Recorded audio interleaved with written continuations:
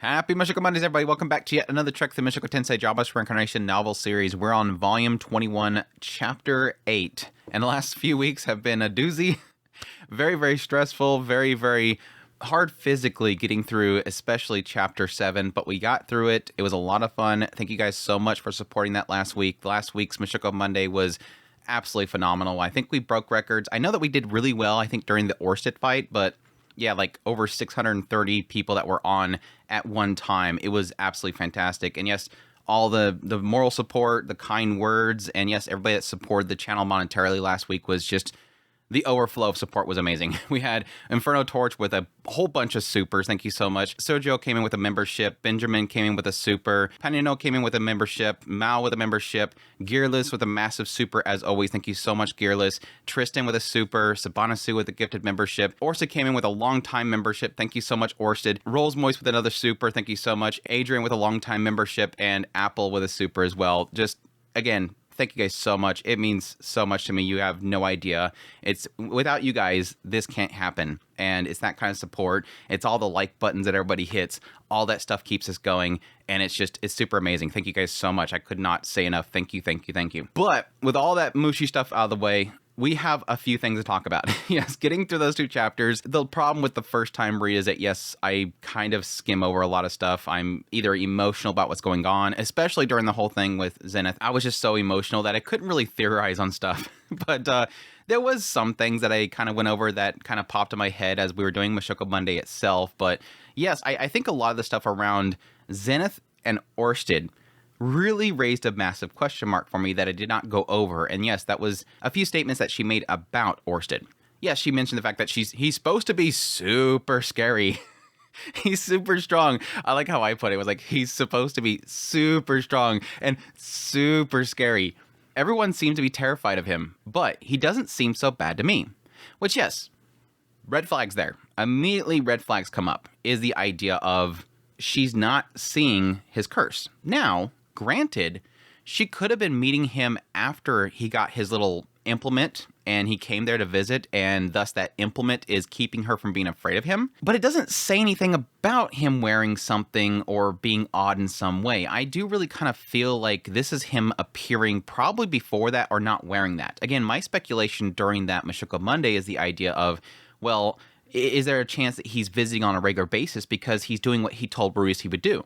Protect the family. He was going to protect Ruiz's family. So he may have been coming there sensing some sort of danger. I even had the theory that literally Ruiz has no idea that Orsted is showing up on a regular basis and killing people that might be coming to harm his family. He just never tells him. He's just working in the shadows and protecting the family. By the way, it doesn't mention the idea of him wearing something or something. She just sees him and she talks to him. Now, again, the struggle that I'm having with this whole segment is she communicating? And I have my theories on the idea that, yes, it seems to pretty much confirm it with the Blessed Child's comment as well, that she is reading minds, and there's a possibility that she's getting a sense that people are talking to her through catching certain memories in their head and interpreting that as them speaking. But then, yes, I have the theory that she might be similar to a Magurdian, where she's able to, maybe it's not sending, but she's able to receive comments made in people's heads, almost like a Magurdian. And yeah, there could be a possibility that if somebody could receive that, they might be receiving something from her. That's why I was mentioning the idea that it'd be cool to have her go to the Magurdian village and see if they can receive something from her. By the way, that aside, I think the big telling thing here is that she's talking like she's talking to Orsted, but he gets all tongue-tied. I wonder if we're keeping that similar to everybody else, the idea there might be that he's just not thinking much that she's picking up on. Maybe he's actually trained himself not to think too much about things in order to guard himself from somebody that could read minds. But yes, it could be that she might be communicating to him and he's just not really saying much. By the way, yes, the big thing here is that she's not terrified of him. And I think that might come with her ability. It also could just come from the fact that the state that she's in, that she doesn't think about things that would come from the curse itself. The curse itself is being whenever somebody sees his face, and the curse itself is causing them from his face, causing them to be terrified of him. And maybe she just doesn't have those thoughts. So she physically just is not afraid, essentially, because again, it sort of implied this idea of her being almost in a dream state, that she's being carried around and it's pleasant and she's not picking up on everything that's happening around her. It could be that she's just not producing a sense of being terrified. Anyways, the other thing that it mentions, of course, is that he's regularly teaching Lucy, that Zenith is seeing that Orsted is teaching Lucy, which I think is really cool. This idea that at some point Reese is going to go home and go, hey, Lucy, you've been hanging out with Orsted? Oh, yeah, I've been hanging out with Orsted. He's really, he's tough, but he's been teaching me some cool stuff. I want to be strong just like Mom. I want to be strong just like you. And I asked him to teach me, and he knows all these crazy tricks. And then, yes, one of the chances that she's literally going to have everything from Orsted kind of passed down to her. Because, again, Orsted has pretty much every unknown ability he knows. He's just gathering all these different abilities. Again, there is a question mark of why is he teaching her? I mean, yes, the assumption there is that eventually one day she will be one of his allies, and so he wants to teach her. But again, there is the aspect here that it almost seems like she puts it, he wants friends. He wants to be friends with Lucy. He wants to be friends with everybody else in that house, Rudius especially. It's a really cool thing to put in there as well. But the oddity there really is that she says specifically to help her with magic whenever she's struggling, though they're a bit complicated. I don't think she understands him very well. Yeah, you can put it as she doesn't understand what he's teaching her very well, but it's odd that she's saying specifically, I don't think she understands him very well. That could be a lost in translation thing, but it does kind of make me have a slight feeling of, is it simply that she doesn't really seem to get him very much, understand what he's doing or whatever? But again, I'm probably thinking it's probably just the spells themselves. Now, the other part of this whole segment here is talking about Leo and Eris. Zenith's seen that Orsted is not so keen on Leo and Eris. That's an oddity there. Why specifically them two? It does say that he made Eris cry. I don't think that has anything to do with the curse. Because yes, there was a brief moment where I was like, he made specifically Eris cry. Is that a fact that Eris is not like the others where the curse does affect him? But I don't think that's going to be the case, because it's specifically saying it made him cry. I would think if the curse was affecting Eris, she would say every time Eris sees him, he's panicking and he's screaming and he's wanting to get away. The baby has crawled out of my arms trying to get away from this thing. But I think the Leo part's the most kind of confusing there, because I would think that he would be okay with Leo, especially since Leo was like something he's like, yeah, cool, that's a good choice there. Got a good guardian. Anyhow, the last thing that stood out to me before I carry on with the next chapters is Claire's statement to Rudius after he corrected her and she got her punishment. She changed her allegiances to be a part of the demon integrationists. She said specifically, I'll do everything in my power to assist that cause. I think the moment I heard that again, my mind immediately went to, I bet you Rudius is going to be away for a while, and then he's going to come back to visit at some point. I would assume that at some point, this whole thing with the demon integrationists and the expulsionists, the cardinalists and the Pope and Cliff, that stuff's not over yet. No doubt we're going to have a return to Millis at some point, and the actual conflict might actually happen, and Rudius will have to help with like Cliff and everything. Or maybe Cliff will pull it all off. That would be cool as well. Rudius does not have to solve everything. I do like whenever things get solved without Rudius having to be involved with everything. But I do believe that there's a side of me that's like, that kind of flags the idea that I bet you Claire is going to literally pull so many strings. Like, I bet you when Rudius gets back, Cliff's gonna be like, dude, your grandma, she just got everybody behind me. Because again, Claire is from a powerful family. The Latrias are a very prominent family. And you can see her literally, at this point, go around to everybody that she knows. And she's probably going to be seen as somebody that has changed. They're going to be like, wow, she's acting different. She's acting much more nice. She's much more accommodating.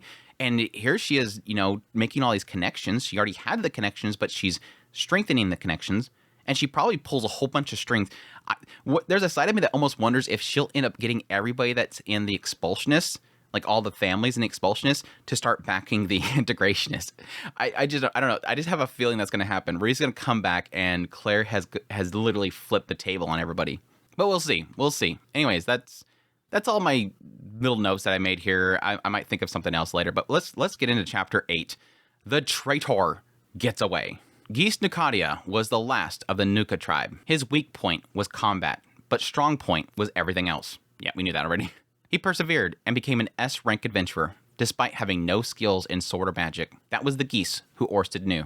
Geese had always been consistent, regardless of my movements, and so I decided he could not be a disciple. Until now. Just like Claire, just a nobody. That was how Orsted operated. He acted, watched how the world and people reacted, then used that to identify the man god's disciples, or whatever else he was looking for.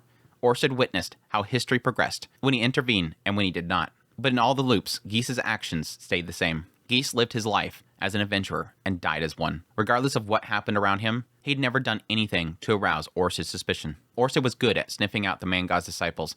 Again, through that many loops, eventually you're just going to have this sense of what everybody does every single time, what might shift, and how people react. It makes sense. It's a trial and error thing. There weren't a lot of disciples like Geese. Not much good in a fight, specializing in collecting information and manufacturing disinformation. But they did exist. They kept in the shadows, carried out their plans, and lending a hand to other disciples.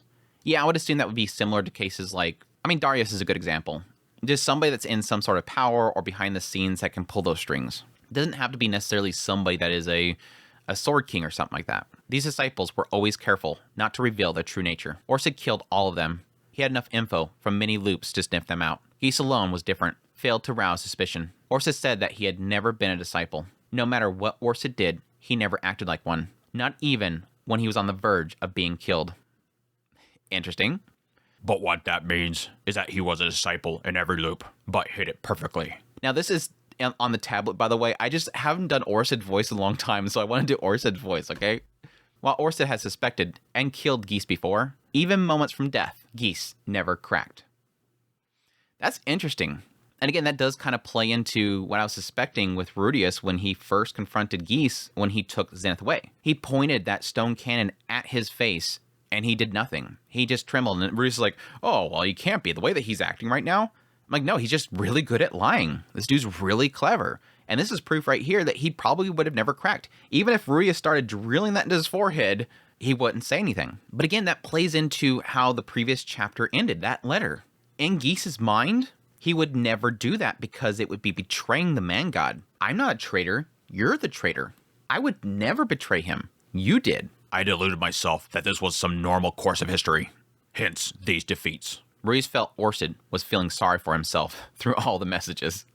Orsid never so much suspected that Geese was a disciple until Rudius sent his message. Well, I would assume that he has because, again, he pushed him to these moments of death. This might be a break in the translation because it literally just a couple lines ago said that he suspected him and literally killed him and to see if he would crack. But it could be because I alleviated that, then I no longer suspect him anymore, and now you sent me this message. The man god had to be himself laughing. I haven't done my man god voice in a long time, too, so I'm going to do that one. It still hasn't clicked for him. Insert man god butt wiggle. Rudius assumed Orsid just didn't consider Geese to be all that important at first. Still, you did well, Rudius. He was the man god's trump card, but no longer. That is true.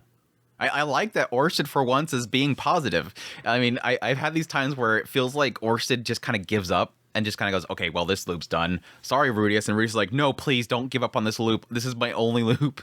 This is true. Through all these loops, Geese has never been revealed as a disciple of the man god. But Rudius has somehow managed to pull that rare car out of there that Orsid has never seen through all these times. And it's kind of curious that it took Rudius to trigger this.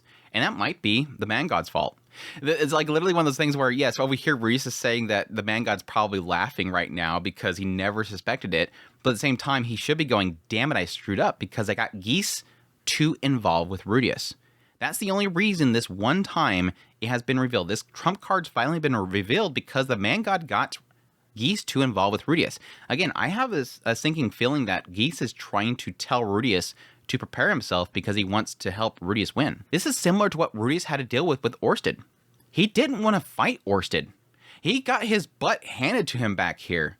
And Rajerd and Eris. He knew how powerful Orsid was. He didn't want to fight Orsid. He was just being pushed that direction by the man god, family or Orsid. Choose. And so Rudius was forced to go that direction. And it could be the same for Geese. He could be like, I don't want to fight Rudius, but I have to do this because the man god's telling me to do it. There could be other disciples like Geese. At the end of the day, Orsid had the loops and the man god didn't. The disciples acted more independently than you might think. Even if the man god wanted more disciples like Geese, acquiring them would be easier said than done. Which meant Geese was more than likely the man god's last line of defense. The last disciple that he had kept hidden was Geese. I wonder. Based on the fact that we only got so many volumes left, yeah, that could be, but who knows? Orsid thought he was just a few turns away from an easy victory now. He could also just kill Geese the next loop, but that would be bad for Rudius because he only had this one life. I like that I said that. I want to win in this loop, Rudius wrote. Anxiety built up in his chest as Rudius sent the message. I merely meant he's already played his trump card. Ruya snorted. Nice recovery, Orsted.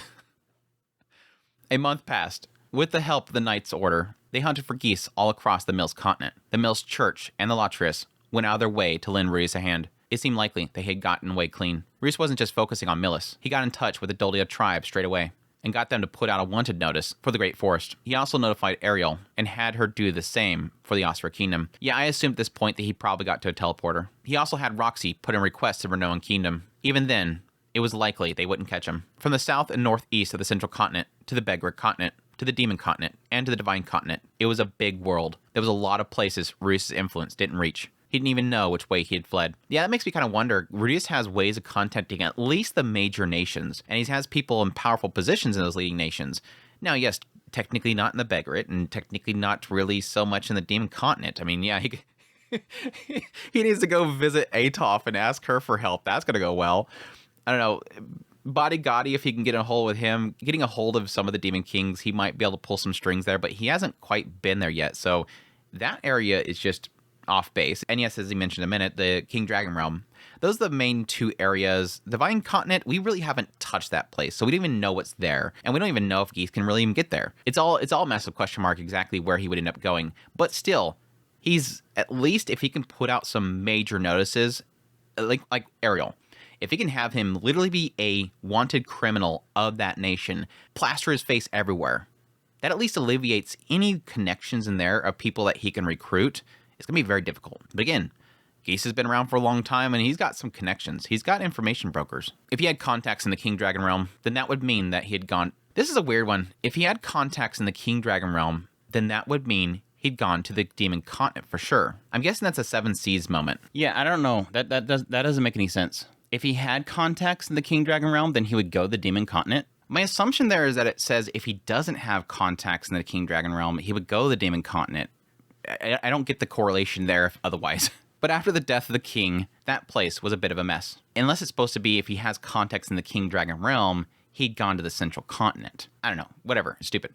The Demon Continent was broad, and Geese could blend in there. Maybe he used a teleportation circle Rudius didn't know about. That could place him anywhere. Rudius felt ill. Honestly, he had hoped to catch him right away. Eventually, though, he had to accept that it wasn't happening and move on the defense. In his letter, Geese said they would fight fair and square. Ridiculous. This was Geese. He lied as easily as breathing. Then again, looking back, Geese could have easily killed Rudius and Millis. His guard was down. He trusted him, but Geese did nothing. Very, very true. Now, that could be because of destiny. The man god probably could have told him, don't even try to poison him or something like that. His destiny is going to overcome you. But still, I mean, it's something to keep in mind there. He just tricked him into falling into a trap. After the trap failed, he didn't make a move. He could have even taken Aisha hostage. Aisha could defend herself with sword and magic, so he might have thought that was too much. Still, he didn't do it. Maybe the letter could be trusted. Maybe despite working for the man god, Geese himself wanted a fair fight. When you gotta kill someone, you better play fair, or you'll mess it up. That felt like one of Geese's jinxes, didn't it?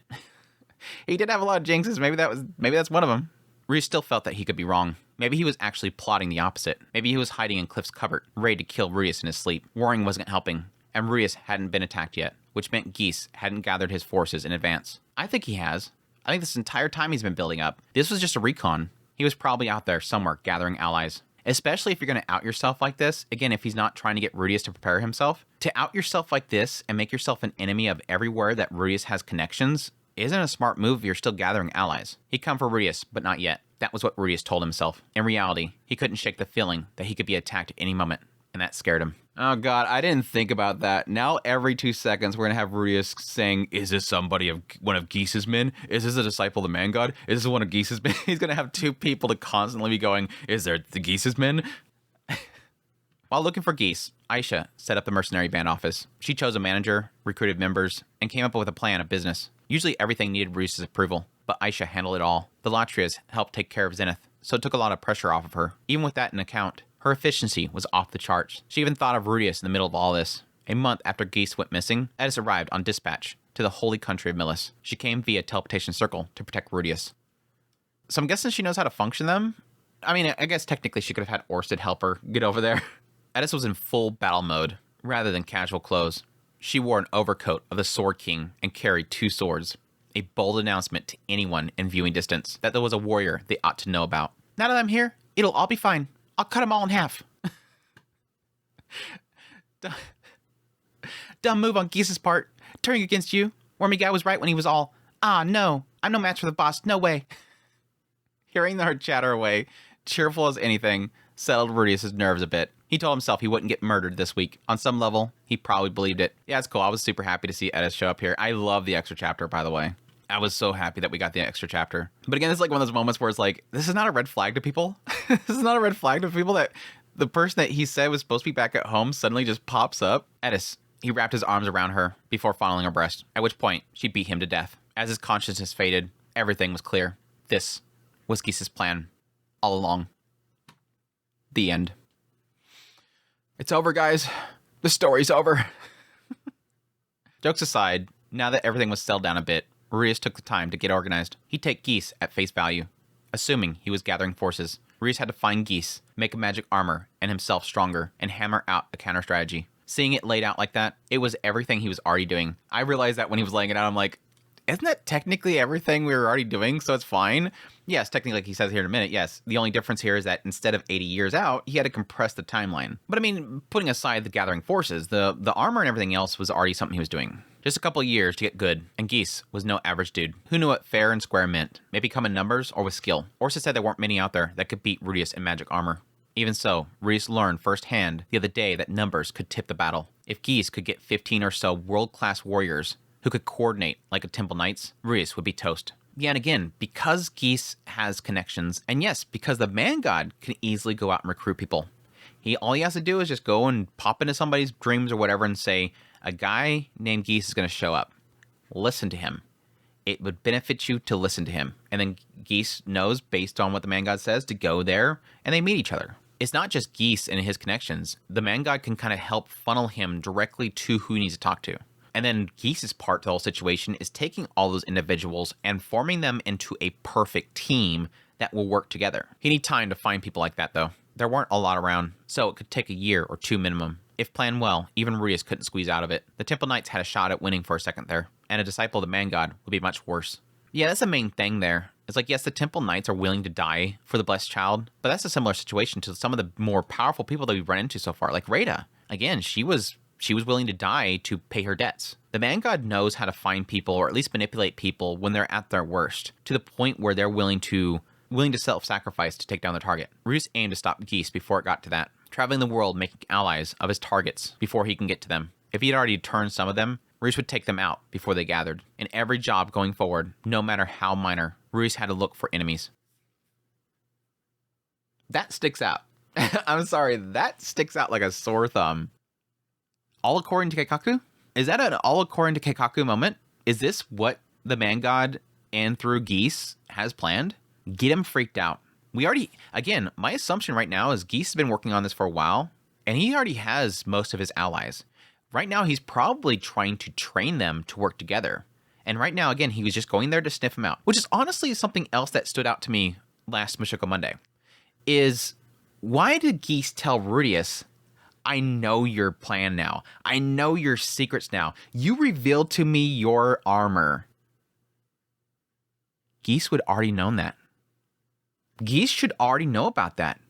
Because who knew about that? Who knew about the magic armor? The Man God. The Man God literally helped him build it. He literally told him, do this, adjust this. He was literally walking him through how to make it. The Man God knows about the magic armor. He would have told Geese about the magic armor. That fight should have told Geese nothing that they don't already know. Now, it could reveal how Rudius has upgraded it, because there's a possibility the Man God has not seen how much Rudius has upgraded it, but that could be as simple as having Geese or somebody check in on what they're doing, sniff them out, or even, again, possibly talk to Zenoba or Cliff and learn from them. Again, we haven't had an indication that he's talking to either of them. I'm just saying there's a lot of ways for them to find that out. It didn't require Geese to out himself just to find out about that. Again, more things that are adding to my mindset that letter was literally him just saying, Rudius, get strong. I know all of your secrets. I found you out. I tricked you. But again, that could all be playing into pushing Rudius into this paranoia. I know your secrets. Again, that he should already know. I'm building an army, just so you know. Just to possibly get him to rush out there and find his own enemies. Get Rudius to get paranoid and run around and attack anybody and everybody that he thinks might be following Geese. You're just going to take yourself out. I can see both ways. I can see this being a way of triggering Rudius to get himself killed, or Again, a warning. He could narrow down Geese's probable location to either the Demon Continent or potentially the King Dragon Realm. The Demon Continent seemed more likely. Yeah, I would probably say the Demon Continent, the possibility of the Begarit Continent as well, but I'm not sure how many allies he'd get from the Begarit Continent. I mean, there's going to be some people there, especially adventurers that are taking on some very S-rank labyrinths and whatnot, but at the same time, we never got really a full clue on how powerful people are in the Begarit Continent. We get a lot of sense of some really powerful people in the Demon Continent, that's for sure. But when I read this, my mind immediately went to, he's probably going to get a lot of demons to help him out, because that's sort of a weak spot for Reus right now, is just the Demon Continent in general. He's been over there a couple times, but the first time he was young, and the second time he made enemies of Atof. Yes, Bodigadi seems like a buddy. Kishika seems pretty cool, but the two of them, I don't think are like allied with him or anything like that. But yes, the other person that popped in my mind was obviously, yes, the Death God, who again has ties to the demons. The Demon Continent seemed more likely. Ruffians like Atof would probably jump at a chance to fight when they heard Geese's plot. Yeah, if Geese goes to Atof and says, "Hey there, chill, no, chill. You want to fight that guy again? I can take you to him." Would she leave the Demon Continent, though? While the Demon Continent was originally planned to be his final destination, it looked like they were moving it up on the list. He could probably prioritize stopping by the King Dragon Realm first, though. That was where the Death God Randolph was, and he beat Rudius in his souped-up version, too. He would make a solid ally, so Rudius wanted to get to him first. Yep. With that, their course was set. The mercenary band was still in its teething stage, but the Latrias and the church are backing it. So long as 2 Mills Church big shots were bringing them work, the office would stay afloat. With that, they'd return to the main office in Shariah. Then Orsted and Rudius could hammer out their plans. But first, it was time to say goodbye. Rudius called in at the Latria estate, where he introduced Eris and announced his departure. I see. Despite being faced with Eris, who wasn't exactly a lady, Claire didn't betray any disapproval. It looked like she'd taken Rudius' words to heart. The only emotion that Rudius could faintly detect was disappointment. Yeah, you're taking Zenith away. I immediately thought that. I'm assuming that you're taking Zenith with you? That's right. I take my responsibility for her care seriously. Very well. And again, I think this is a sad thing, because she's like, oh, my daughter's going away with you. And yes, like she mentions later on, she doesn't think that they're going to come back by the time she's dead. And so this is literally going to be her saying goodbye to her daughter. But I think she's honestly fine with him taking her. Because again, because of the fact that she's not going to be around for much longer, and she knows that Reese will take care of her. While Zenith was staying there, Claire said she was pretty active. Apparently, she wandered around the estate and often went out to the gardens. She always wanted to be outside. She was as vacant as ever, but it was clear that she was making the most out of being back at home. That's interesting that it kind of points out the fact that she was active, that she was being pretty active. And again, she's technically active when she's at home, going out to the garden, whatever. But I don't know, it gives a feeling like she's moving around more.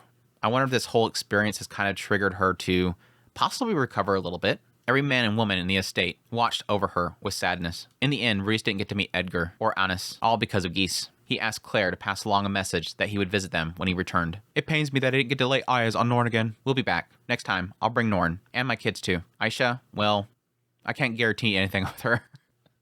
Aisha, that's on you. Good luck there. Aisha and Claire's relationship hadn't gotten any better. Claire might have promised not to interfere with the family anymore, but Aisha's existing dislike for Claire couldn't be undone in a day. Claire, to the best of Reese's knowledge, had basically only done what she'd thought was best for Aisha. Again, that's that sad reality there. Like that whole situation with them first coming back there when Reese first arrives. Walking in there and Aisha being in a maid outfit. From Claire's perspective, when she came over there, she's like, okay, she's here in a maid outfit. Why is she not standing? Like, again, from Claire's mindset, and this is really mean, from Claire's mindset, okay, so you have arrived and presented yourself as a maid. Well, let me correct you on how to be a maid. Like, if this is your station, act like your station. If this is what you want to be it. So it's almost like there's almost an element here of like respect there, but again, it still doesn't matter because still Rudius wanted her to see her as a sister. A bastard should know her place and let the illegitimate children have the spotlight. Again, she was wrongfully nasty to Aisha and Lilia back in the day. From the third-person perspective, that whole segment was saying how nasty she was being to them because of Aisha's teasing of Norn. But it showed so many signs of her trying to help her. As a legitimate daughter of the family, she said, you can call for me. A daughter of the Grey Rat family should act like a lady. A maid for the Grey Rat family should devote herself to the master of the house. Again, yeah, at least he's acknowledging right here. You wanted to be a maid. Why are you not standing? Claire was trying to tell her to conduct herself in accordance with her station, but Aisha was all those things and none of them. And again, Ruius made that point. In that room, I think Ruius did well to bring up that point. No, here she is, my sister. This is outside of what you want to mold her into. They came in there again. She's wearing that maid outfit, and Claire sees that and says, "You should be doing this." Ruius is saying, whatever mold you're trying to put her in, right now, she's my sister. She's wearing that to help Zenith. But right now, take her out of your mold. Stop trying to put her in a mold. She's my sister right now. She had no set role, and Claire apparently had a lot of opinions about that. Even now, after making the promise, her gaze was harsh every time it fell upon Aisha. "I won't go on at lengths about it, as promised, but I worry for her future." What? Oh no, I think she'll be just fine. Aisha was incredibly clever. She was almost too clever. She'd be all right. "I wonder. I cannot shake the feeling that she'll make some mistakes that she can't come back from." There's not too many things that you can't come back from. Besides, no matter what happens, I'll be there for her. Me, Sylphie, and Roxy. Eris can be pretty helpful too. For certain kinds of problems. Ones that require people to be split in half, she got that covered. Claire fell silent for a moment. "If that's your opinion, I will say no more on the subject." She looked like she had more to say, but if she was worried for Aisha, that was fine. She was free to worry about whoever she liked. That's interesting. That's that sign right there that she does truly care for Aisha. Again, she said, "Call for me if you need help." Like, she allowed them to call on her when they were visiting. She wanted to help them. She was going to personally instruct them. She was trying to help them become fine Latria family members. But yes, everything kind of happened, and yes, she got really mean with Aisha and Lilia because Aisha was mocking Norn. But again, with the whole situation with that first meet with them coming back, she was just trying to help her with her post. "You're dressed as a maid. You're supposed to be doing this. Let me help you. You're not doing it right." But this right here, this seems ominous. This seems like she's seeing something that could happen that she won't come back from. And this might go into what I was thinking, and this idea of the buildup that has been happening around Aisha. This idea that she is being the maid for Rudius when she really should stop being the maid for Rudius and move on with her life. Because again, the original intent for Aisha was that she wanted to serve Rudius because he's so amazing, but then it could be the idea that she wanted to be just like Lilia and Paul and get into bed with him and become one of his wives. She, at some point, she's of age now. She needs to, at this point, move on. And I think Claire probably sees that. She probably sees how devoted Aisha is to Rudius, and she's probably concerned for her not moving on with her own life and having these possibilities for her future. Now, again, we know that she's doing this stuff with the mercenary band. That stuff is going to be incredible for her future, despite the fact that I have my own problems with him putting that upon her when she was still, like, really young. Like, she wasn't even an adult yet, and he was putting this whole mercenary band stuff upon her, and she grew it into something huge, which is, again, magnificent for her. Amazing. But I think Claire might be in the same mindset as me, is this is not good. For her future, this is not good. She's never going to find a partner. She's never going to have a life of her own because she's so dedicated to doing what you're needing done and not moving on with her own life. And I think Aisha even sees that. With those comments that she's made in the previous volume, it seemed like she kept making a lot of comments about what does it mean to be an adult and what her future is. So this could be like a breadcrumbing of Claire spotting something that we might have come to a head here soon with Aisha. Just wait. We'll be back soon enough. I'm sure Aisha will grow up a bit in the meantime, though I can't promise that it'll be in the direction that you approve of. Sure, there have been some bumps along the way, but Claire wasn't a bad person. Not the nicest, but she wasn't evil. Reese had no issues with bringing his wives and kids along for a visit. Next time, he makes sure they'd keep it light and short. Show her they were all well, have a meal, chat about developments, then see each other off with a smile. Fixing the family. He's like, "I got a grandma now. We can go visit grandma now. I got a grandma to go visit now." I'm afraid that, given my age, this may be our last farewell. Claire was over 60 years old. While Reese wasn't sure the average lifespan of this world, she was still in good health. Yeah, that was kind of an odd thing to read right there because they kind of imply this idea of the doctor visiting. She had like a personal doctor that kept visiting, and she was mentioning this idea of, it was kind of leading to the idea of her trying to marry off Zenith to somebody because she might not live that long. And it kind of gave me a sense there that she had something medically that was wrong with her, that she might not last much longer. But Reese right here is saying that she's still in good health. So unless he's misreading the situation, I don't know. But it was a 4-year journey. They weren't going to turn right around and come back the moment they arrived. It would be a minimum of 10 years before they were reunited, meaning Claire would be past 70. At that age, it wouldn't be a huge shock. So it made sense from her view. Of course, Ruius was using teleportation circles, so it didn't take that long at all. But again, why are they not picking up the fact that I mean, yes, they kind of mentioned the idea that like Eris came like bolting over there when he talks to the blessed child, but it's like, come on, girl, you gotta be picking up on this. Well, I could tell her about it. He didn't want to make it widely known, the use of them. It was much safer to keep it close to the chest in case someone used it against him. Plus, teleportation was a worldwide taboo. It was still used in some capacity by the Astra Kingdom. Plus, yeah, technically he got out of that whole situation with the Temple Knights, and I'm pretty sure it was probably, if even with whispers got around, even in that room, I'm sure somebody reported that, yes, he got away with the blessed child somehow. We're thinking teleportation. It was still used in some capacity by the Astra Kingdom and the King Dragon Realm. Well, I don't think they've ever mentioned that before. The King Dragon Realm using it? Interesting. The royal family of Millis probably did as well, but those are the 3 greatest nations in the world, and even they kept quiet about it. Rudius, thank you for bringing Zenith back to me. Claire bowed her head. Apparently, she and Zenith had visited a play of all things the other day. Claire frowned through the whole thing, but one of the servants said it was been a long, long time since the mistress of the house looked that happy. I wanted a picture of this. I'm sitting in a theater or something like that. A little binoculars on. I'll be back, Rudius said. Soon. The words came out before he had time to stop them. But I will definitely come back. He put as much strength in those words as he could, and Claire smiled. While still beaming, her last words were, Zenith raised a good boy.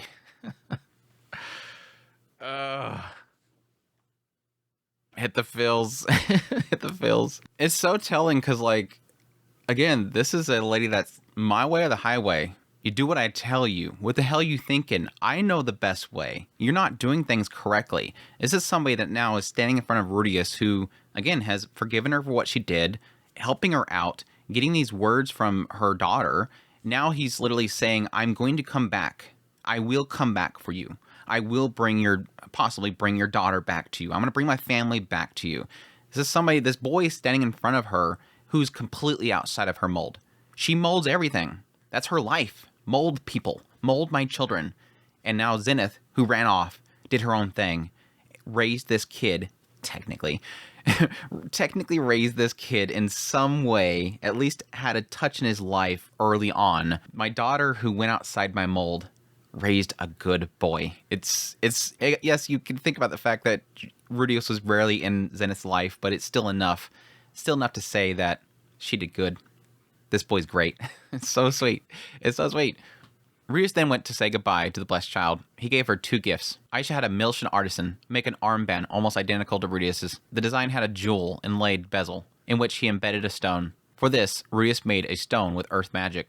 It was black and glossy, engraved with the emblem of the dragon god. It ought to convey to anyone who saw it the wearer was one of his followers. The second was a gift Orsid sent him to summon a guardian beast.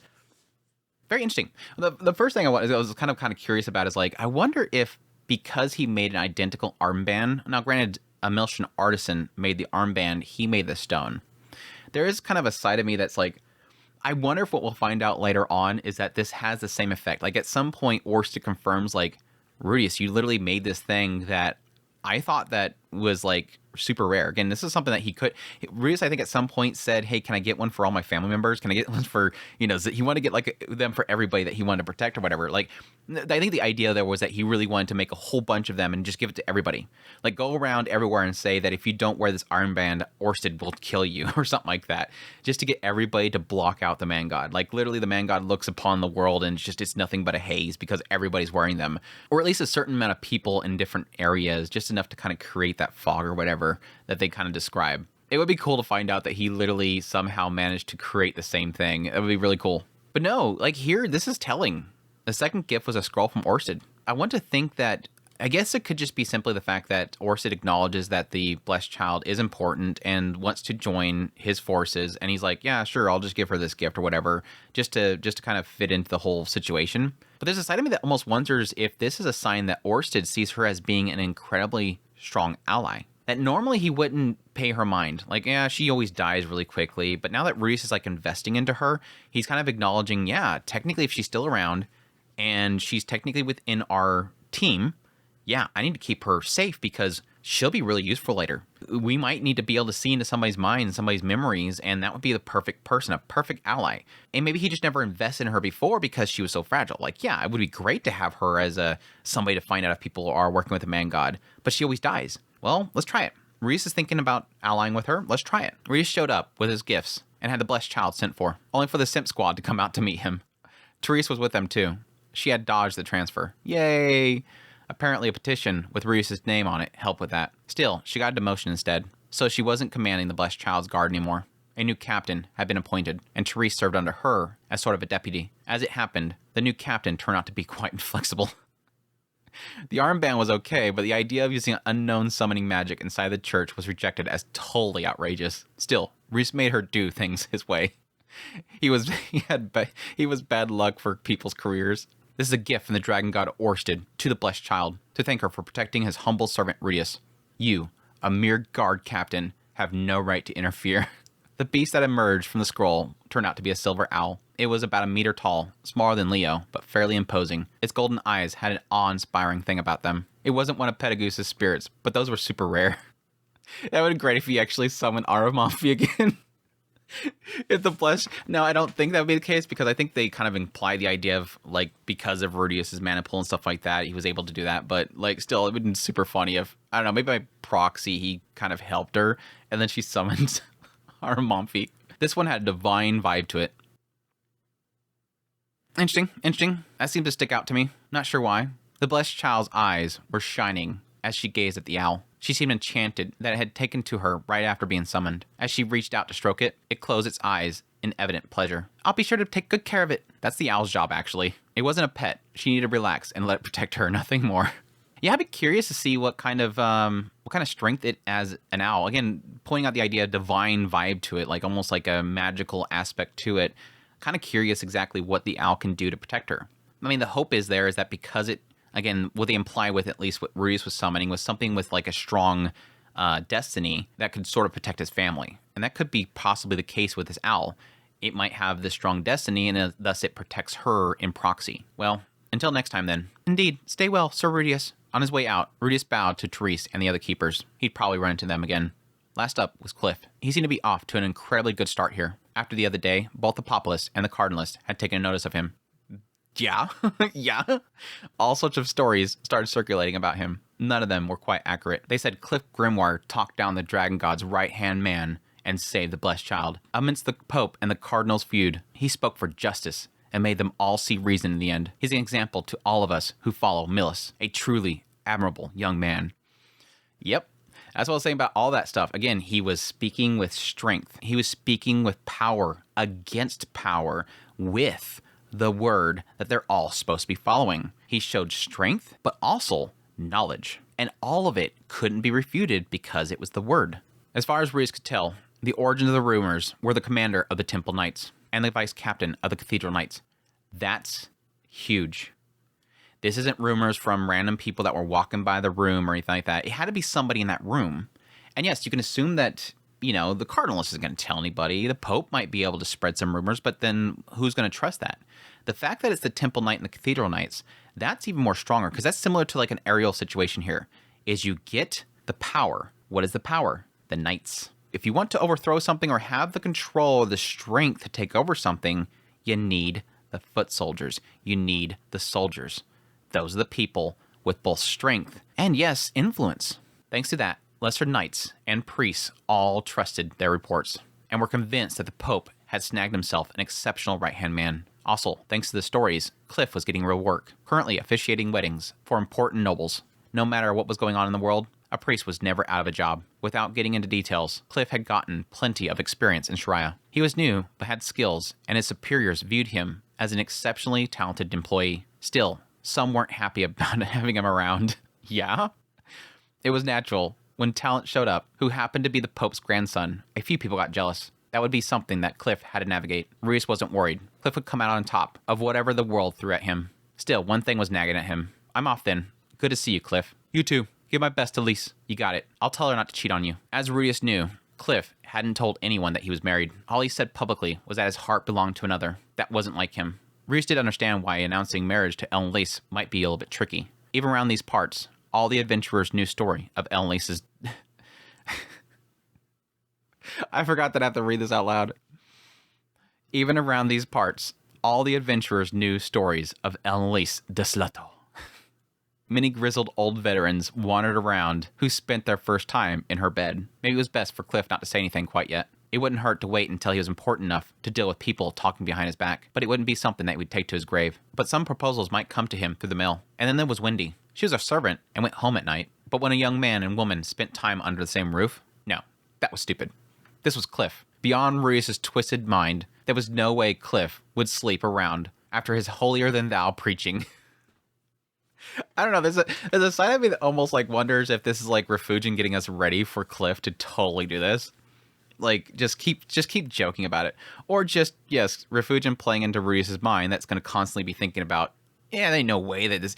I couldn't do that, so there's no way that he could do that. No, this is Cliff we're talking about. Keep it in your pants, Ruius said. St. Mills is always watching. Don't worry, I wouldn't know where to find time. He's so busy he can't cheat on Lise. Cliff had been busy lately, and he was good at his job. His social capital was climbing.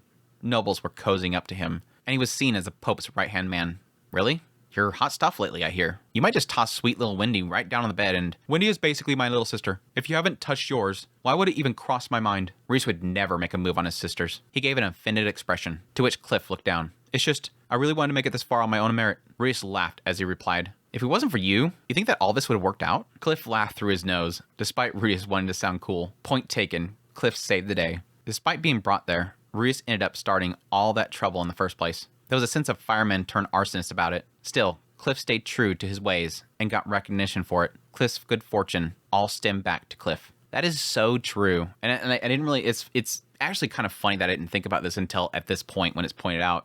That, yeah, Rudius was asked by Elise to go with Cliff. You don't have to get involved. Just stand there and wait. If something happens, if he falls or if he trips, just be there to help him out. Just give him a hand. You don't have to do anything. Just be a support. Just be on the sidelines. What happens? Reus causes a whole bunch of crap. Reus doesn't help Cliff directly. He just causes a bunch of problems. And who fixed it? A lot of it. Cliff. Because Cliff was there. He kept it all together. And Cliff got recognition. Why? Because of what Cliff did. Cliff did nothing by the order of Rudius.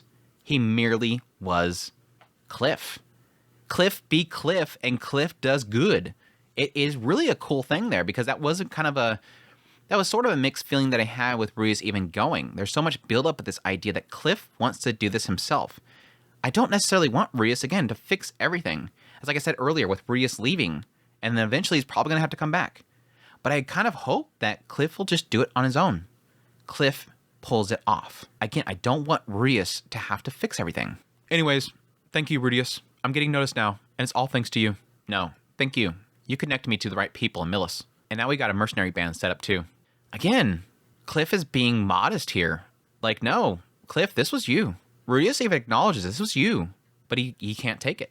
The sale of reserved figurines would take a bit longer. If rushed along, he can get ready for sales immediately, but then there wouldn't be any customers. The mercenary ban also wasn't totally settled in yet, so it would lead to problems on that front. Yeah, I think if they sold the reserved figurines again in a place that a lot of people don't accept demons, you're only going to stifle the mercenary band, so you might as well wait. Yet, all the other challenges they faced were as good as solved. Any problems, he'd just have to throw Cliff at them to prove himself again. Everything from here on out is all me. You got it. Good luck. Everything didn't turn out exactly as planned, but Rudius was pretty sure that he'd fulfilled his promise to Elise.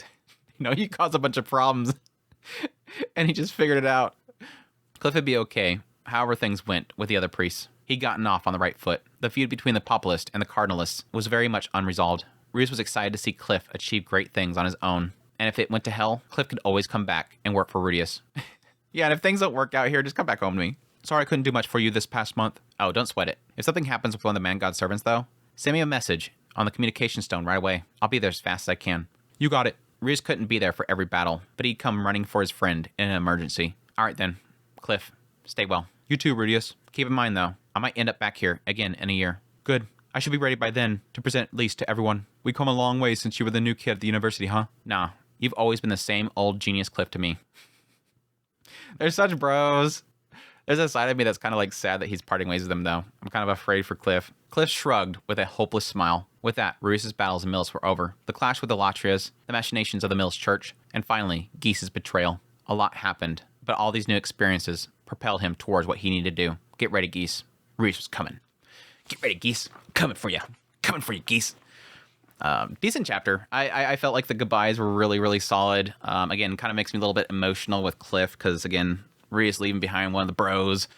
But yeah, I think everything that wrapped up with Latria was really fantastic. I think that final bookend to everything with Claire is great, and we still got more when it comes to we still have more when it comes to Blessed Child. So I won't make comments on that yet. But yes, extra chapter, the Berserk Sword King and the Blessed Child. I love this chapter so much, dude. I love this chapter so much. This is kind of like the whole thing with the Cliff and Norn thing for me. Like, I just love these little chapters that, again, it just takes Reese out of the picture. Just get Reese out of the picture and just focus on some characters other than him. I think this is a fantastic one because it's just so fun. And yes, reading this right after reading chapter 7 was like, oh God, I needed this. I just told everybody the moment I read it, I'm like, I need this chapter so much. I kind of felt with so much emphasis on the Blessed Child and Eris, I assumed that eventually we would get that. And I think at the moment that Eris arrived in the town, I'm like, we better get them together. While Rudius said his goodbyes to Cliff, there was another reunion on the way. It took place at the church headquarters in a serene garden. The trees were slanted due to Rudius's quagmire a few weeks earlier. But the vigor was not diminished. Two busty women stood before the trees, facing one another. Therese and Eris. Also present, standing behind Therese, like she was trying to hide in her shadow, was the Blessed Child, fidgeting, rubbing her knees together, and trying to look smaller. There was also the Blessed Child's guards. But think of the scenery.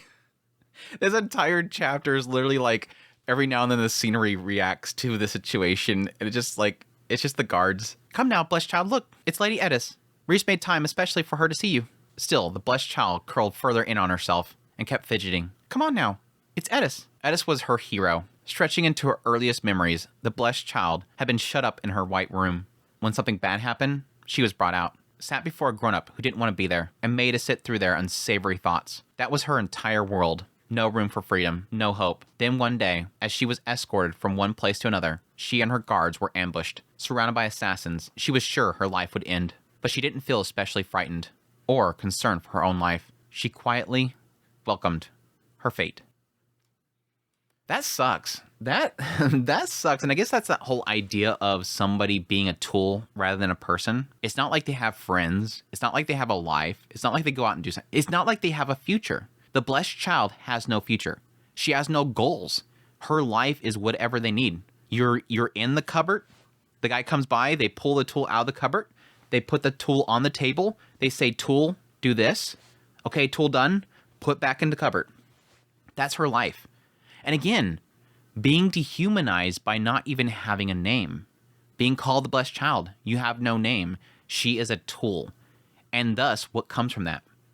Okay, well, the tools need to be discarded. Okay, take me away. Again, because she has no future, no hope, no path forward, what is she afraid of losing? She has nothing to lose. At that point, she has no future or plans to lose.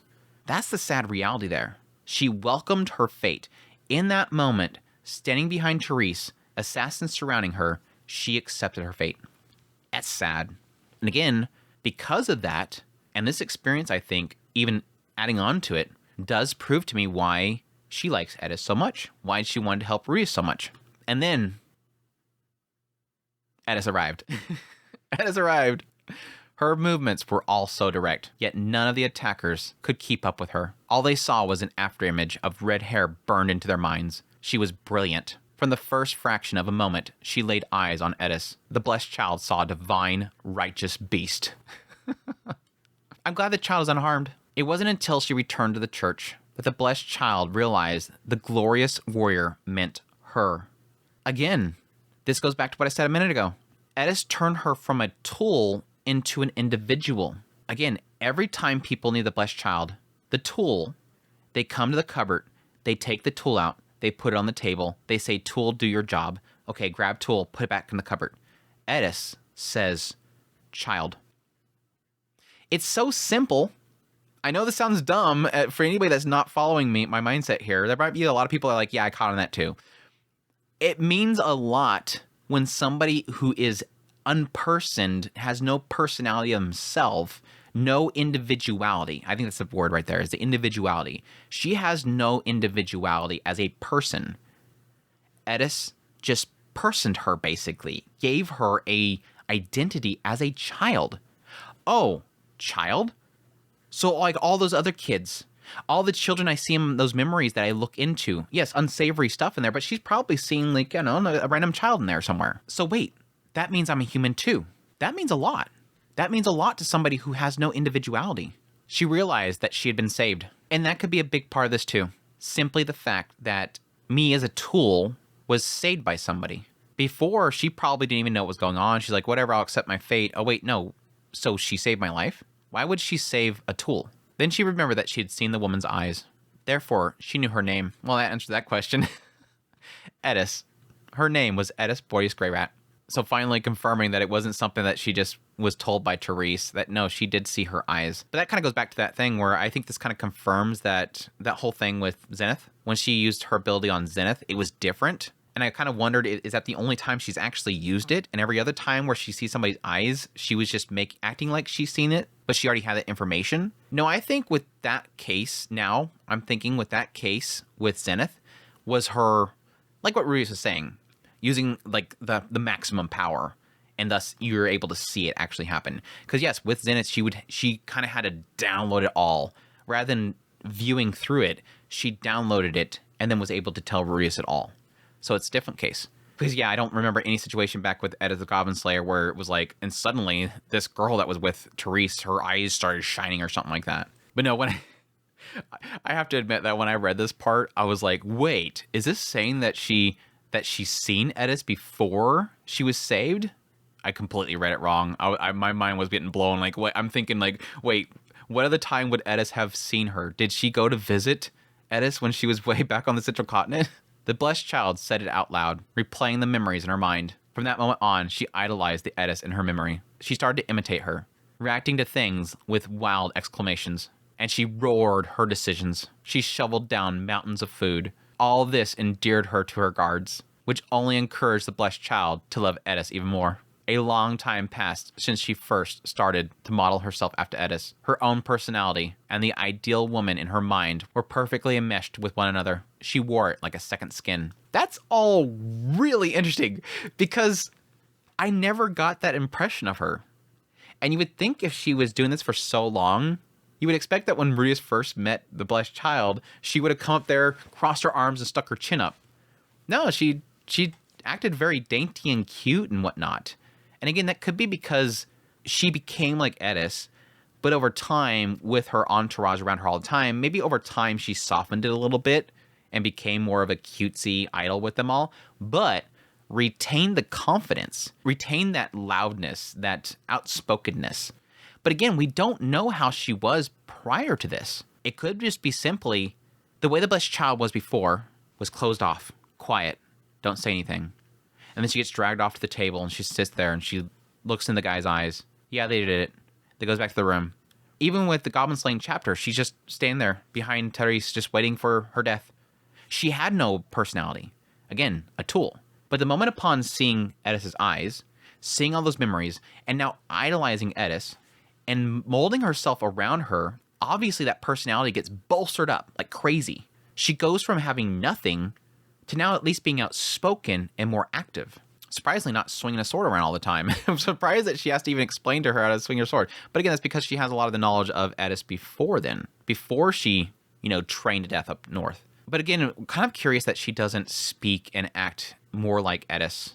Around this time, she met Ruiz, and through him became reacquainted with Eris secondhand. The blessed child assumed that she would never see Eris again. She wanted to, but she never asked for permission. She knew all too well that she didn't have that kind of authority. But when she heard that Eris was here in Milshan, she couldn't help herself. She just pushed out there, I'm going to make requests. I can't help it. I got to get it. I got to see her again.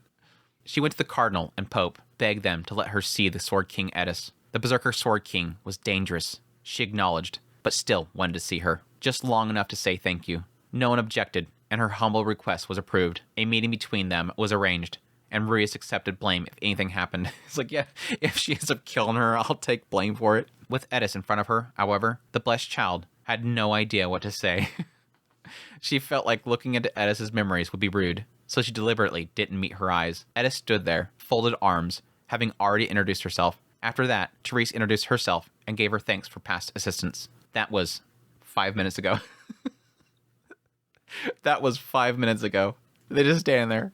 Hey, we don't have much time, you know, Therese said. Eris stood there on her best behavior. It didn't come naturally to her, but Rias had given her strict instruction, so she kept her impatience in check. She really helped me out, so try to be polite, he said. She might come across as a bit stuck up, but under no circumstances are you to punch her, okay? Hey, Eris, just don't punch her, please. Please don't punch her. Even still, Eris was starting to get irritated. She was not into waiting around. Can we hurry this up? It was all that Eris said, but it was enough to get a squeak out of the blessed child. Of course. The blessed child jumped out from behind Therese, fearing that she was making Eris angry, won out over embarrassment. I'm the blessed child. Thank you very much for the time that you saved my life. What? I don't recall that. You don't? As Eris spoke loudly, on instinct, she looked into her eyes. When she looked, she saw no trace of herself at all, causing her face to fall. Oh. That's actually something that sticks out to me. That implies that the concept of memories and the concept of what the blessed child do sort of fall in line with what is retained. Because yes, that is the question mark. Okay, for me example. You ask me about experiences in my early childhood, couldn't tell you. I have these very faint memories of locations that I've lived and experiences that I have. Typically things that like really important moments of my life. I might recall a vague memory of it. But I'm not the type of person that retained much of my childhood. I know a lot of people out there, they have so many memories that they could recount every single second of it from their early childhood. I don't. I think it has something to do with the fact that I'm so forward thinking that I'm not much of a past thinking person. But again, I still retain a lot of things that are very traumatic or impactful in my life. But I think most of the other stuff that I don't feel is necessary, I've all but forgotten them. But again, I think some people do retain that stuff. And I think this is sort of implying the idea that if the blessed child were to look into my eyes, they're not going to see much because I've just left it behind and I've erased it from my mind. Whereas again, if somebody has a photographic memory of their childhood, they would see all that stuff. And how that applies here is with Eris, again, she has all these experiences in her life, but this moment in her life where she protected the blessed child wasn't important enough for her to remember. So she didn't remember it. During that point of her life, what was important to Eris? I gotta be strong. I gotta be quiet. I can't lash out too much. Rudius will leave me behind. I gotta get stronger so that I can stand beside Rudius. So he won't leave me behind. I can't be a burden. I need to work hard. Rijerd, help me. Train me, Rijerd. I gotta get stronger. A lot of her mind was around Rudius and Rijerd and staying in line. A random kid that she saved who has no meaning and value to her life, she's not going to retain that in her memories. So again, right here, it is showing that the blessed child's power only works on what you actually recall, what is in your memories. Interesting. The blessed child wondered what she was expecting. She knew there was no way that she'd remember her. Even so, all this time, she held on to the hope that Eris might remember her. She might point out something like how she had grown up so much. The blessed child was smitten with her after all. But Eris had seen her face and been told what happened. Yet she didn't remember her at all. Maybe if she looked longer, she might find a memory stowed away. But when Eris thought of long ago, the only memories the blessed child found were of Therese dangling Rudius on her knees. Holding him like a body pillow, probably. She was the blessed child of memory. She knew that memories were fallible and easily forgotten. Again, it's showing that if you forget them, it can't be pulled back. And again, that was sort of what they were pointing out with Zenith. If she's lost all of her memories, I can't bring them back. So it technically does make sense. That did nothing to lessen her disappointment. But Rudius said that you saved him, right? Thanks for that. Eris was animated as she spoke. She was tall, her arms folded, her bold voice tearing through the blessed child's haze of disappointment. The blessed child shook her head to clear her mind. Not at all. I would have done anything to help your husband, Lady Eris. It didn't matter if Eris didn't remember her. She still loved her and was grateful to her. Yuri! I ship it. I ship it. Bring the blessed child in. By the way, what is your name, anyway? Rhys said that he was going to be working with you in the future. So, I want to make sure I remember. My what? The blessed child didn't have a name. Up until now, it never felt like an impediment. This is actually really interesting. But now here was Eris, saying that she wanted to remember it, while she had no answer. She was lacking something important. That missing thing struck her, suddenly, as a profound loss. Again, this is another one of those moments where this seems insignificant, but it's so cool to think about. The idea that she's lived her whole life, the blessed child has lived her whole life being known as the blessed child. She doesn't know the concept of a name. The blessed child is known as a label. She doesn't have a name. Blessed child isn't a name. It's a label. It is a status. And she never has cared for having a name because she just never had it. This is normal. This is my normal world. But now, again, she's in front of somebody that she loves so dearly. Eris saved her life, gave her a status of being a person, a child that she saved. She searched through all of Eris' memory and became Eris. She respects Eris and loves Eris more than anything else and molded herself around her. And now Eris, the person that she loves so much, is standing in front of her and says, "What's your name?" I never cared before. It was never a question. I was always a label. And now suddenly, the thing I'd never really cared about not having for so long, she never cared about not having a name.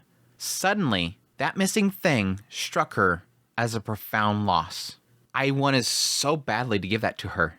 She's now asking that for me. And now I realize that I have a lack of something. It's a realization of a lack of something, I guess, is the main thing there. And I don't know. I'm sorry. It's a cool concept to me. It's a cool realization for me. A blessed child is like, you know, like what Zenobia is, isn't it? It's not your name, right? Eris forged on. Just rubbing that salt in there. Just rubbing that salt in there. When Eris said Zenobia, the blessed child looked into her eyes again. There was another blessed child from another land who apparently had a name. Oof. That kind of hurts. Eris didn't care much about him, though. Poor Zenobia. Poor Zenobia. So she didn't remember anything apart from the name. It was a shock. Suddenly, the set dressing started piping up. Okay, the background's talking. How dare you? The blessed child is the blessed child. You mocker. She needs no name. Pray that your God protects you. That helped the blessed child calm down a bit. At least her little entourage helps her chill out a little bit. Not having a name had never been a hindrance before. Besides, she couldn't do anything to change that now. Again, I'm sorry, I'm easy. I like this kind of stuff. I think this idea of something that is a tool that has no individuality, suddenly, slowly gaining that individuality. Again, having no purpose, being told that she is a child, a human, gaining a personality through copying Eris, idolizing Eris, and then suddenly feeling a loss because she doesn't have a name to give her. It's cool. I'm very sorry, but I don't have a name. Huh. Well, that works too. Eris doesn't care. She's like, cool, whatever. Eris was unfazed, since the blessed child didn't look into her eyes. She didn't know what she was thinking. If she had looked, though, she might have seen how Eris came to throw away the Boreas name. She would have known that names meant nothing to Eris. True. Except for Rudius. Then Eris exhaled through her nose. Names. Who names them anyways? That is so Eris. It's like, that's like one of those rare Eris W moments. Like where she says something that you probably can see as just being something she just says because she's being haughty or something like that, or just being kind of simple-minded about something.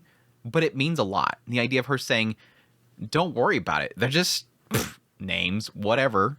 It's cute. The blessed child was relieved. In all her life, this is the most she had agonized over whether to look into someone's eyes. It's rather surprised to hear that you're here, though.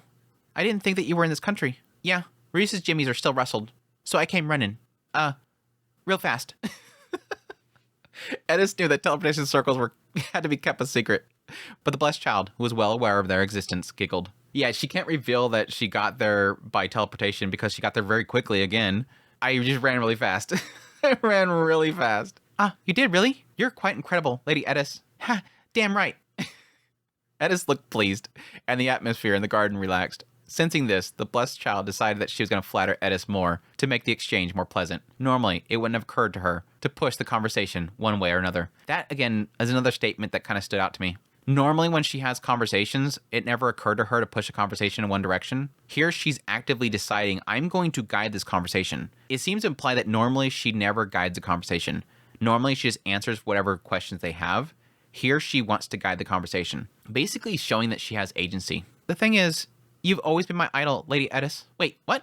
Yes, so please tell me how I could be like you. Eris looked down at the blessed child, her round face, plump arms, fluffy, out-of-shape body. You want to be like me? I do. I always wanted to be cool as you, like the way you talk. She didn't notice that Eris had drawn her sword. It's too late. Only 2 of her guards were quick enough to react. They were 2 of the best swordsmen in the Temple Knights, and the both of them already knew that they were doomed. Eris' sword was already moving. Then there was no sword, or even Eris anymore, merely a flash of light in the air. But they sensed something had been cut and severed. How dare you? You didn't! The blessed child's arm dropped. to her side, precisely as the branch tree fell. So stupid. This is so stupid, cheesy Refugin stuff. Nobody thought that she was going to cut off the blessed child's arm. Rudius would be so... Rudius would have been so... Yeah, she said she wouldn't be like me, so I cut off her stinking arm. Eris, what the hell? What the hell, Eris? What the did you do, Eris? She wanted to be like me, so she had to lose some weight, so I cut off her arm. Precisely as a branch that was about the twice the thickness of her arm clashed to the ground. The Temple Knight stared at it in silence for a moment, then became the scenery again, like nothing happened. This fade. Eris picked up the branch, then set off to snap off all the off-shooting twigs. The blessed child stared at her as she thought about her sword appearing in an instant. What a wonderful sword it was, and how none of the Temple Knight's swords remotely compared. Then Eris was done. She was left with a staff about a meter long. There you go. The blessed child was confused. Eris turned side-faced, gripping her sword in both hands, raised it above her head, and swung down. A holy whoosh so loud it might banish evil shattered the silence of the garden. The blessed child's ears rang. Your turn. Yes, ma'am. She lifted the staff above her head, just as Eris had done. With a hee-ah, she took a swing, but her weapon was an unruly, unbalanced stick. The weight was enough to pull her along and cause her to stumble forward. The scenery called out in shock, but didn't mobilize. Stupid scenery, shut up. How do I... Lower your body more, then relax your elbows, and try to swing from your back. Try again. Yes, ma'am. She kept swinging without a clue of what was going on. Every time she swung, Eris gave advice. You gotta use your voice when you swing. 1, 2, 1, 2. 1, 2, 1, 2. The Temple Knights didn't get involved. They didn't understand it either, but they could see that Eris wasn't a threat, and they saw no need to put a stop to things. Plus, it was cute seeing her swing that stick around. The captain eventually tried to step in, but the other knights held her back. This inflexible captain just shows up like, what the hell are you guys doing? And then like, no, it's so cute, stop. It's fine, it's fine. The entire skirmish between props played out without anyone on the main stage knowing. After around 30 swings, the blessed child's voice was trembling. Lady Eris, my arms. Yeah? Okay, that's enough then. You can stop. The blessed child dropped the staff. The fatigue spread from her shoulders down to her wrists, almost like her whole upper torso was falling asleep. She felt a twinging sensation, like cracks were spreading down her arms. She raised them up to her ears and swore that she could hear her muscles creak. The blessed child looked up at Eris, worried. She didn't know why she was swinging that staff, but felt like she was being tested. Was she a failure? Was Eris disgusted? Foolishness for thinking that she could be like her? The thought made her feel miserable. You're to do that every day, starting tomorrow. Also, start running. Around this garden will do. Huh? If you don't know what to do, ask one of these guys. Eris was looking right at the blessed child. She felt as though Eris's eyes were drawing her in, and the blessed child looked into her memories. She saw the hard life that Eris had led, training in the sword sanctum. She saw her swinging her sword without food or drink, running through snow, screaming, fighting, honing her skills. It was a simple memory, a mere sequence of events, showing how Eris had gone from who she was to now. There had been hardships and suffering, but that honed Eris into the person she was today. This is cool. This is cool. Again, I love this chapter. I love this kind of stuff. This is so good. Again, the whole turning the blessed child into a person, a human being, humanizing her. But additionally, there's this admiration of Eris. And again, the simple support that Eris is giving her. Again, a very seemingly very simple-minded person that Eris is, and the very simple statements and motions she gives is impactful to somebody else's life. And yes, how considerate Eris is being in this moment. Again, somebody we always see as very simple-minded. She's being very considerate here. Yes, it's partly because Rudius told her to go here. Let's be honest. It's because she was told to come here and to be patient and everything. But Eris is doing all of this because she's chosen to. The blessed child wants to be like me. Okay, I'll help her out. Do this. And yes, Eris has been doing this for other people too. A lot of people are studying under her. But I like right here where she says, just do this every day. Start running. It's a simple, do this and you can be like me. Because that's all she did. It was that whole period of time that she was just being told to swing her sword over and over again. And Gilang's going, why the hell do you have her out there swinging over and over again? It's not doing anything, is it? So she's giving her proper advice here. That's what I did. And that's how I got to here. I started doing that. But additionally, I like how she says right here, if you need help, ask these guys. If I was the guys around there, I'd be honored to hear that. Again, it's a stupid, simple statement, but still she's acknowledging the guys that are around them are trained. And we'll get more into it in a minute here. She acknowledged these people are trained and they should be able to guide her. But But I still like this. Just, again, a simple memory, but there's so much in it. Running through the snow, screaming, fighting, honing, no food, swinging her sword countless times. So much that she went through for Rudius. You could be like me. She's not saying you can't. No, you're too chunky. You're too old. Again, the blessed child's in her 20s. She didn't outright say, no, you can't. I don't think that Eris has the mindset that a lot of other people would. The mindset that you're too old, you can't learn that.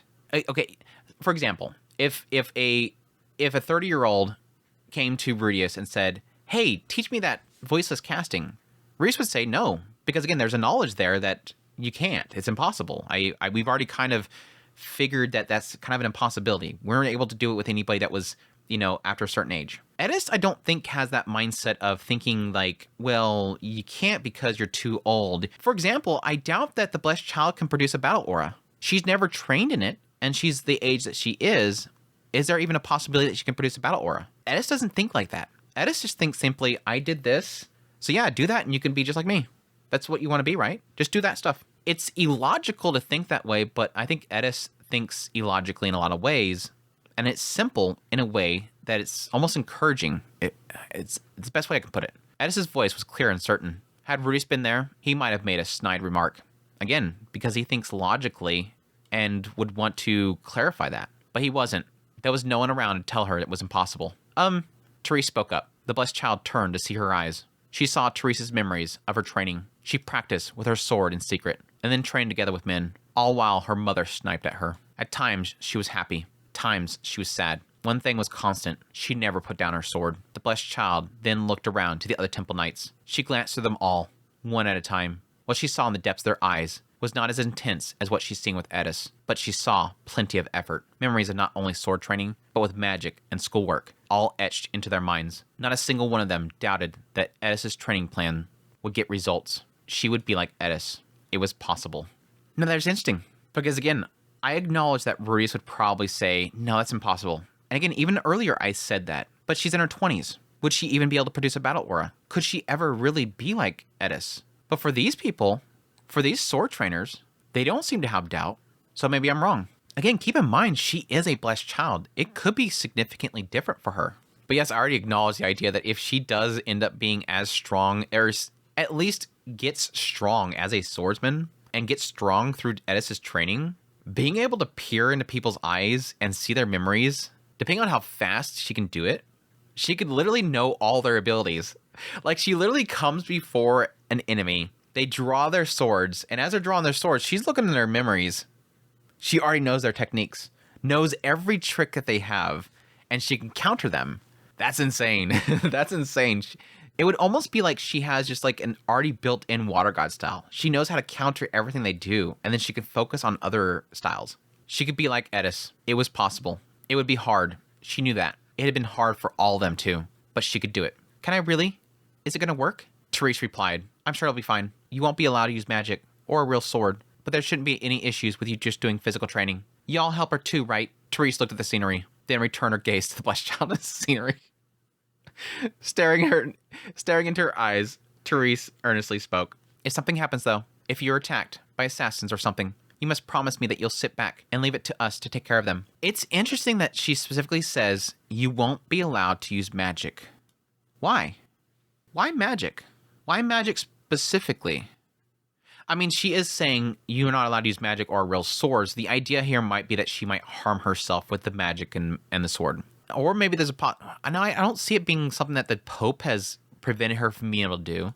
I think it's just they're afraid of her using magic and a real sword because both of them can harm herself. But she can use a wooden sword. It won't hurt her. It's just odd they say that specifically.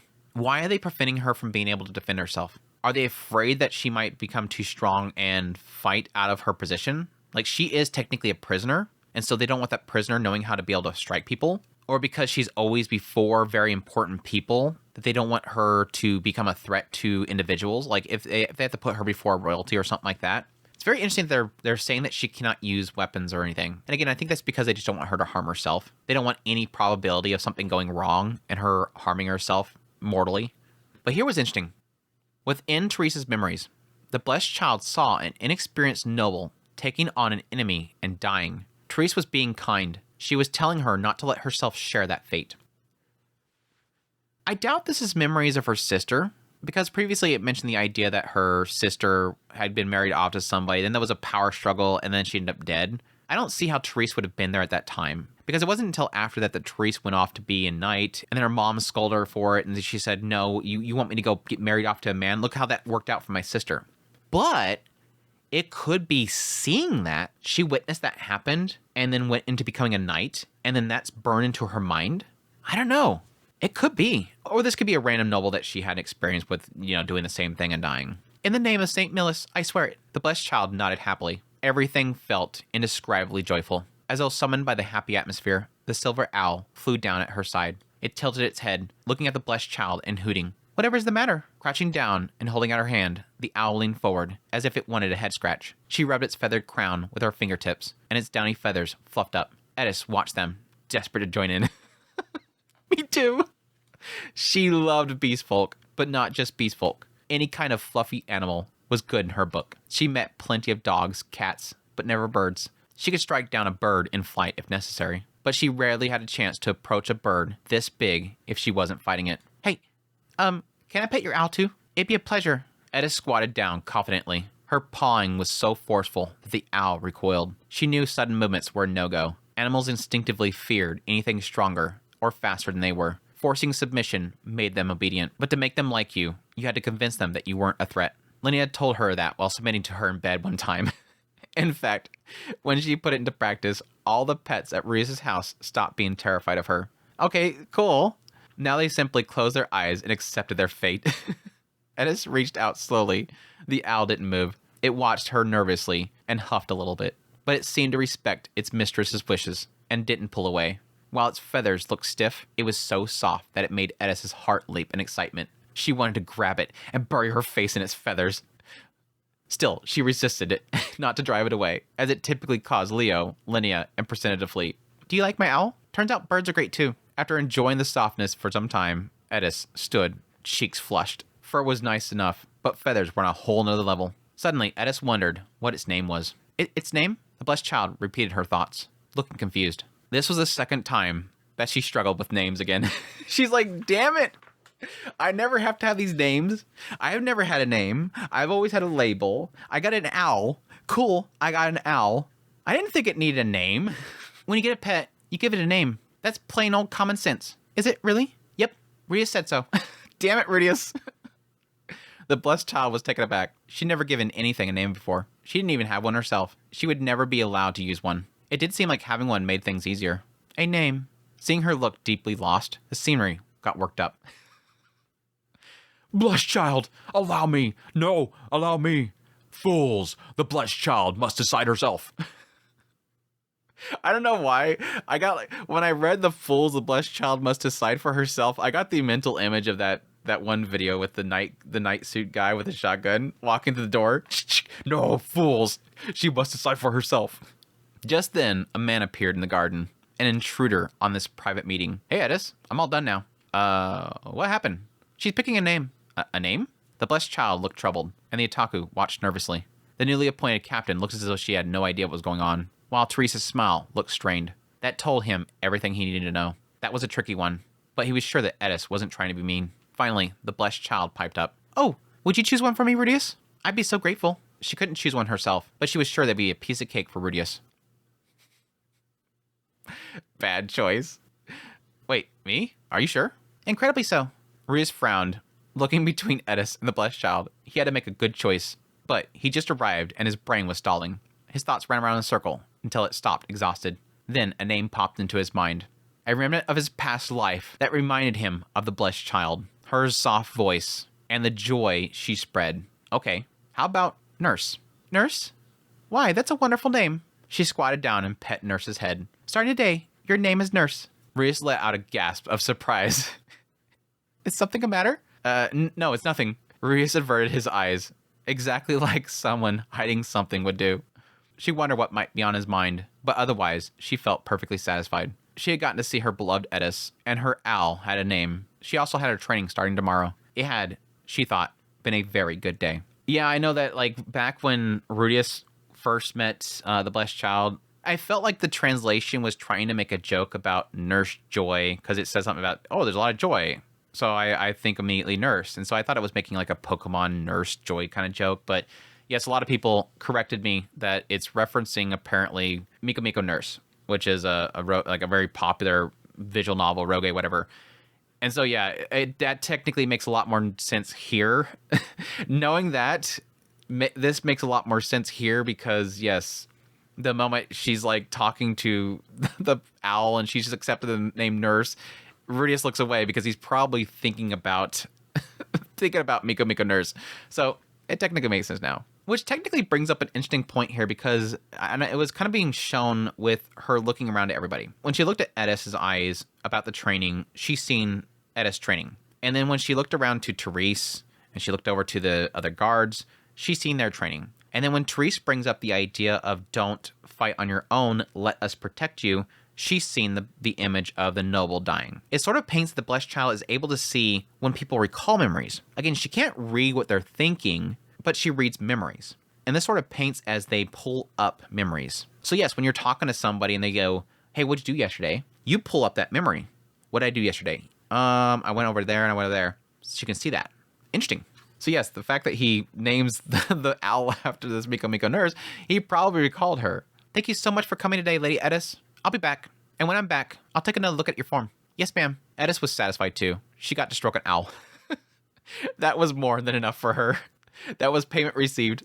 The same went for the scenery. Eris gave them a bit of a scare when she pulled out her sword. But if the blessed child was happy, they were happy. Starting tomorrow, all of them were eager to give her footholds, handholds, and whatever she needed for her training. Rudius alone stood sweating, with face kept down.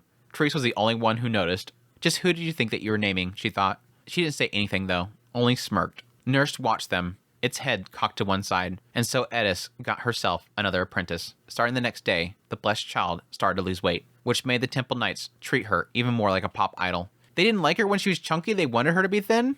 I guess it's one of those things like, whatever she is, we're happy. Fake fans. If they don't like the thick, they're fake fans. I am sort of sad that we're losing the blessed child chunky version, but that was a story for another time. So apparently, in the future, we're gonna see the blessed child again. She's gonna be skinny and possibly swinging around a sword. Maybe she'll get to the intermediate point or something like that. But yeah, that was a super good chapter. Like I said, I really love that chapter. As you can probably tell by me just enjoying it, I absolutely loved it. And again, it was partly to do with the fact that we just came out of chapter 7, or at least me going over chapter 7, and so I needed a nice breather, and this felt really nice.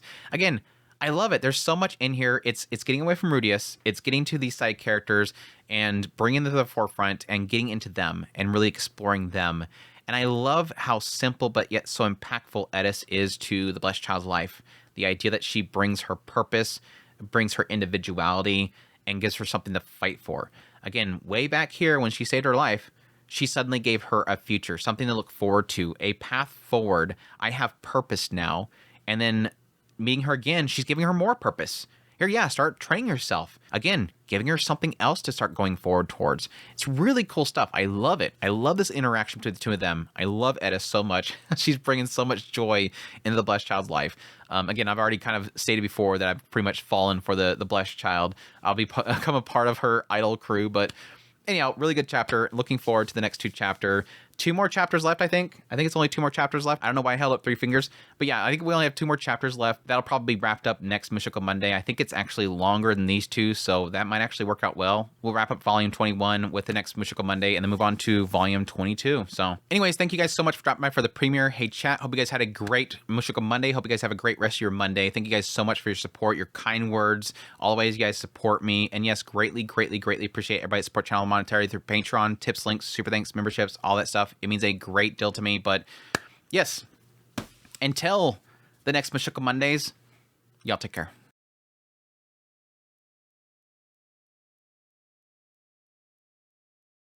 But Aisha's existing dislike for Claire couldn't go undone in one day. Turns